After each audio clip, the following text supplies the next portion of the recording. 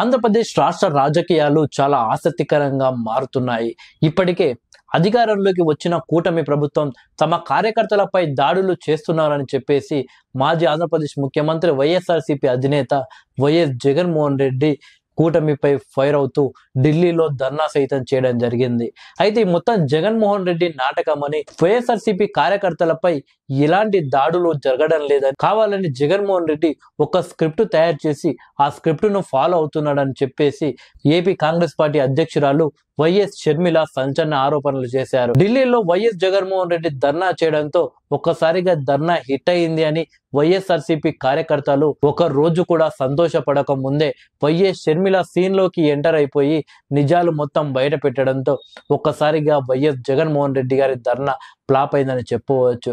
అయితే ఒక దిక్కు గత కొన్ని రోజులుగా వైఎస్ జగన్మోహన్ రెడ్డి గారికి వైఎస్ షర్మిల షాకుల మీద షాకులు ఇస్తూ వచ్చింది.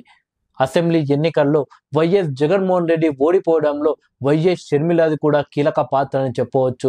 అయితే ఒకవైపు ఓడిపోయి బాధలో ఉన్న వైఎస్ జగన్మోహన్ రెడ్డికి తాజాగా మరొక బిగ్ షాక్ తగిలింది. వైఎస్ జగన్మోహన్ రెడ్డి గారి తల్లిగారైన వైఎస్ విజయమ్మ గారు ఏకంగా తెలుగుదేశం పార్టీ నాయకుడిని ఈ రోజు భేటీ కావడం జరిగింది.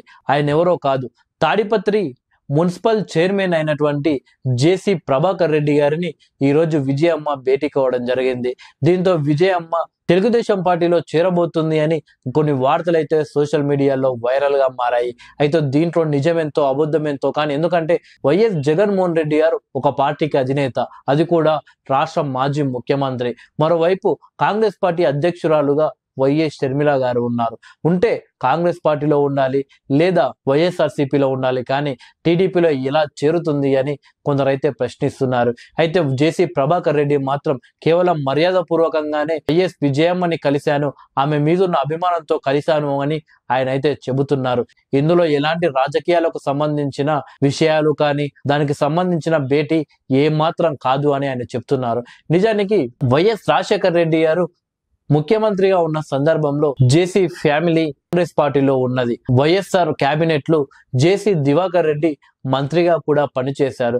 దాంతో వారిద్దరు కుటుంబాల మధ్య మంచి సంబంధాలు ఉన్నాయి. అయితే జగన్మోహన్ రెడ్డి గారు వచ్చిన తర్వాత అక్కడి వైఎస్ఆర్సీపీ నాయకులకి ఎక్కువ సపోర్ట్ చేయడం వల్ల జేసీ ప్రభాకర్ అలాగే జేసీ దివాకర్ రెడ్డి వైసీపీ నాయకుల మధ్య బిగ్ ఫైట్ అయితే ఇన్నాళ్ళు నడిచింది. సో ఇప్పుడు ప్రభుత్వం మారిపోవడంతో మరొకసారి వైఎస్ విజయమ్మన్ అయితే జేసీ ప్రభాకర్ రెడ్డి గారు అయితే కలిశారు.